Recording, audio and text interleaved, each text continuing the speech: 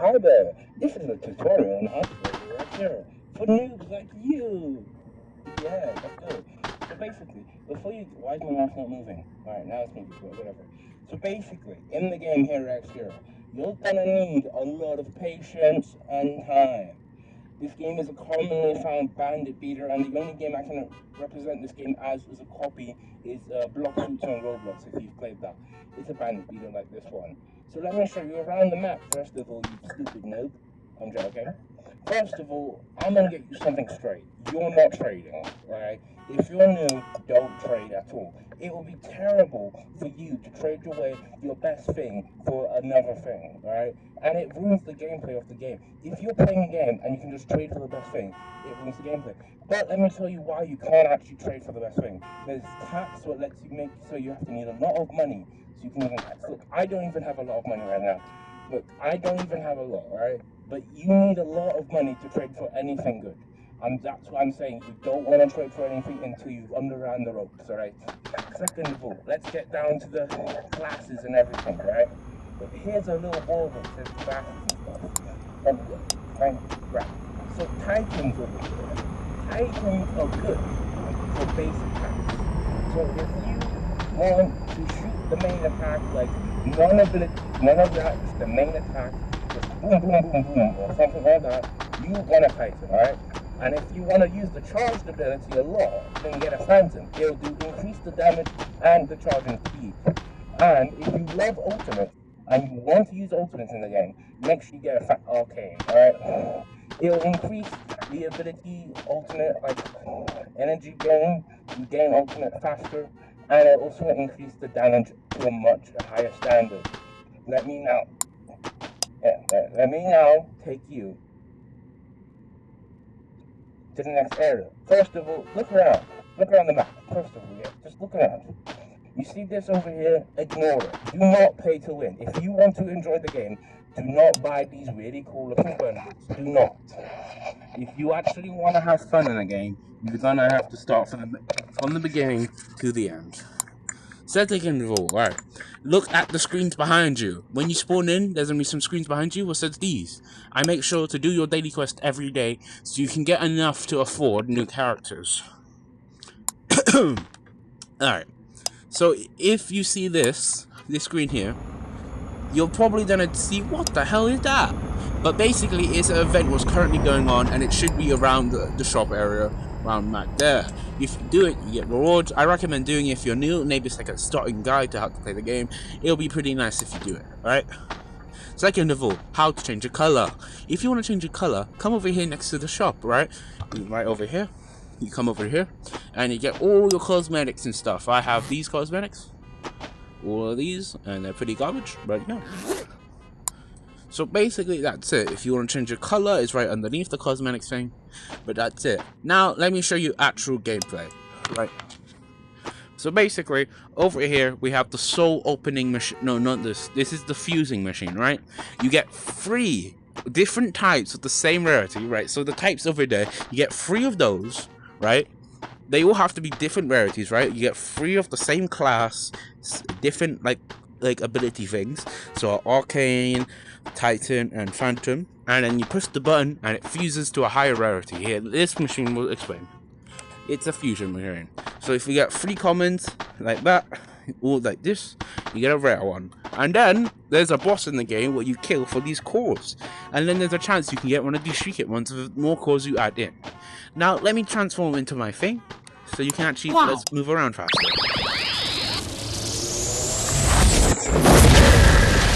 Right. So now let's look over here. Over here is the ability tree, I would say. You're gonna get the first 2 abilities for free, whatever you're using. First 2 abilities are always free, right? And if you don't know how to use a move, please just hover over the thing, and it will show you how. Like that. But I recommend trying to get a Slayer before you try like level up to the max. I recommend getting a Slayer. Because of this move here, it does a high damage and it's very nice. Instead of getting these key blasts or whatever you stupid Dragon Ball whatever with a Kamehameha move. Like honestly, you don't want a Kamehameha move when sword like that and do a bunch of slashes and stuff. You don't want to be able to do that, right? And I recommend this game is very hard, okay? So this is why you have to do your daily quest every day, because you get not a lot of these. The only way to actually get them efficiently is by paying for them. Right, now let's start putting again so I move faster. Right, over here is the gear shop. You obviously need to get a burger, and oh my god. And this is how you revive, alright? This is how you revive in the game.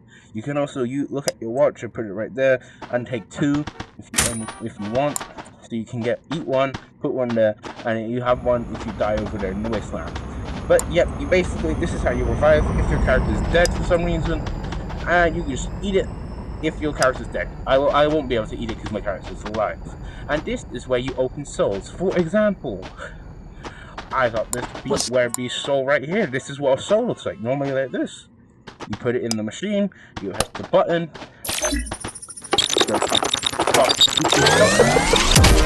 and it gives you something, right? That's how it works. And I got a rare phantom, right? This is where the rarity is, this is where the talent is, and this is the stats. And this is the XP level, and these are the levels and how much power level it has. For example, this one right here is a bundle, so it's really good. It has a lot of power, and a lot of size, and a lot of power as well. Just saying, it's just really strong. But let me turn the thing and go around the map to tell you where everything is. First of all, let me show you a quick progression guide. Right, first thing, you'll want to kill a couple of these first. I was saying to you level 2 or 3, kill these things. They don't really attack you unless you attack them, but I won't attack them. So I recommend you attack these first, and then you make your way over here to these little imps. Now they will attack you, and they'll deal with a little challenge, but I still one-shot them. Now they might be over here, and they might be over there as well. They're over here as well. Now, after this, after you kill the little imps, you go over to the Gengars, or Ghostlies, in the game turn. I call them Gengars. But they're over here, and they will attack you. They're very fast, and I recommend you take them on. I recommend you pick them up like when you're level like around 5, when you have a charged ability. I even these are who Cortina's character is. Now, if you want, you can stay here and level grind on these guys, but I recommend moving to the Gengars when you're level 5 and kill them one by one until you can slowly kill all of them by yourself. Now, the first boss is right over here. I call him the Gengar Daddy. I'm joking, that's not his name, but he is the Gengar King or whatever. So this is him. He has 2 moves actually. He has the move of just hitting like that, and after he's done hitting, do your next move. He'll shoot a ball. Now, do not kill these guys until you're high level, right? These guys are very high level. There's a better version over there, but these guys are very high level, so do not kill them. After you've done killing the boss, you can come over here to the next boss. The next boss is right here. I call him a biblical activated angel, because he is a biblical activated angel. Now, he has 3 moves, 1 laser, 1 charge move, and then where he's stunned a couple seconds, and then 1 extra move. Nope, that's not the other move. Show me the other move. I can do it. Yep, when he goes in the air and shoots a bunch of things at you. And he's pretty easy to kill, I would say. Now, the next boss you want to kill after that is over here in this Colosseum. Over here in the Colosseum is this guy. He has a couple moves what this one is the strongest move. It doesn't matter if you're in your awakening, this guy will one-shot you, even if you're max level. That move is ridiculously strong if you get hit by all 3, and you will get one-shot. He has a couple other moves where he hits and moves the legs. He does a big ball of stack move where if you're around him, you can see him die. And he can summon a little Gengar to help him out. Now, let me show you that guy. And, little tip, you can see if these bosses are active if the portals are open. If the portals are not open, then they are not active, right? So here is the next boss, called the Wendigo. In this area, the whole map is red, and it's really scary and stuff, but here he is. He has only 2 moves, and he's very easy to beat. So it's ridiculously good to kill him. And he drops Wendigo, Core, and Beast. And Beast. He only has 2 moves where he does a little jump and we're onto your platform, and a little smash where he just hits the floor and just smashes the ground and make a bunch of spikes from here. Like this one here. You can easily dodge them, and immediately after he does that, he does a little jump. And it's very easy to dodge. So that's it.